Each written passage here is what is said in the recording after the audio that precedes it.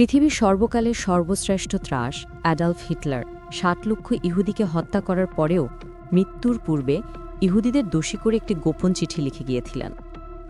কি ছিল সেই চিঠিতে? কেন তিনি মৃত্যু নিশ্চিত জেনেও তার বান্ধবীকে মৃত্যুর ২৪ ঘণ্টা পূর্বে বিয়ে করেছিলেন? কেন তার স্ত্রী তার সাথে বিষ খেয়ে আত্মহত্যা করে? অ্যাডলফ হিটলার ও ইহুদি নিধন নিয়ে অজানা আরও তথ্য জানতে ভিডিওটি শেষ পর্যন্ত দেখুন। অস্ট্রিয়ার বেভেরিয়ার মাঝামাঝি ব্রানাউ নগরীতে ১৮৮৯ সালের ২০ এপ্রিল হিটলার এক দরিদ্র পরিবারে জন্মগ্রহণ করেন। হিটলার ছিলেন তার বাবার তৃতীয় স্ত্রীর তৃতীয় সন্তান। ছোটবেলা থেকে হিটলার ছিলেন একগুঁয়ে, জেদি এবং রকচটা। সামান্য ব্যাপারেই তিনি রেগে উঠতেন এবং অকারণে শিক্ষকদের সঙ্গে তর্ক করতেন, এমনকি আক্রমণ করতেন। পড়াশোনার চেয়ে তিনি ছবি আঁকতে পছন্দ করতেন বেশি। প্রথম জীবনে স্কুলে ভর্তি হলেও অর্থের অভাবে শেষ পর্যন্ত তার পড়াশোনা করা হয়নি। মা মারা গেলে সংসারের সব বন্ধন ছিন্ন করে হিটলার চলে যান ভিয়েনায়।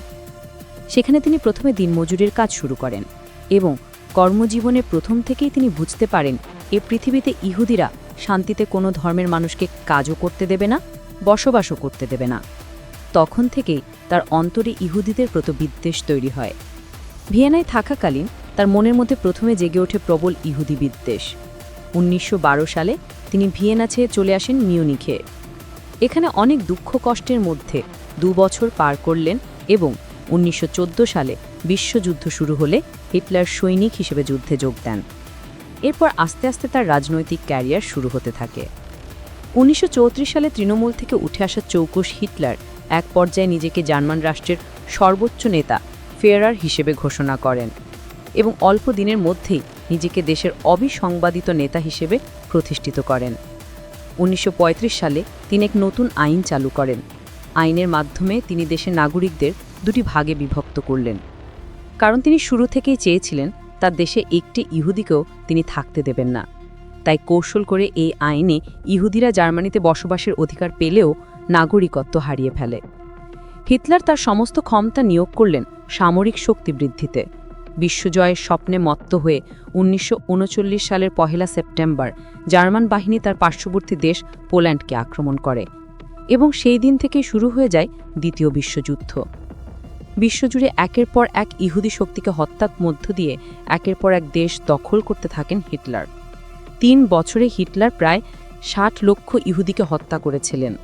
তৎকালীন মানবাধিকার কর্মীরা যতই প্রশ্ন করত, কেন আপনি নৃশংসভাবে নিরপরাধ ইহুদিদের হত্যা করছেন, তখন তিনি বলতেন, আমি ১০ লক্ষ ইহুদিকে এখনও হত্যা করতে পারিনি, ৬০ লক্ষকে করেছি। এই ১০ লক্ষই পরবর্তীতে পৃথিবীর সকল মানুষকে জানিয়ে দেবে কেন ৬০ লক্ষকে আমি হত্যা করেছিলাম। ফ্রান্স পতনের পর ১৯৪১ সালের ২২ জুন হিটলার রাশিয়া আক্রমণ করেন, আর এটাই হিটলারের জন্য কাল হয়ে দাঁড়ায়। প্রথম দিকে জার্মান বাহিনীর সর্বোচ্চ জয়লাভ শুরু করলেও মিত্রশক্তি যখন সম্মিলিত হয়ে অগ্রসর হতে শুরু করে, তখন আস্তে আস্তে হিটলারের বাহিনী পিছু হটতে থাকে। ২৯ এপ্রিল হিটলারের সর্বশেষ ভরসা স্পেনের সৈন্যবাহিনী ধ্বংস হয়ে যায়, যারা ছিল সবচেয়ে চৌকস বাহিনী। হিটলার তখন বুঝতে পারেন তার স্বপ্ন চিরদিনের মতোই শেষ। বার্লিনের শেষ প্রান্তে রুশ বাহিনীর কামানের শব্দ শোনা যাচ্ছে।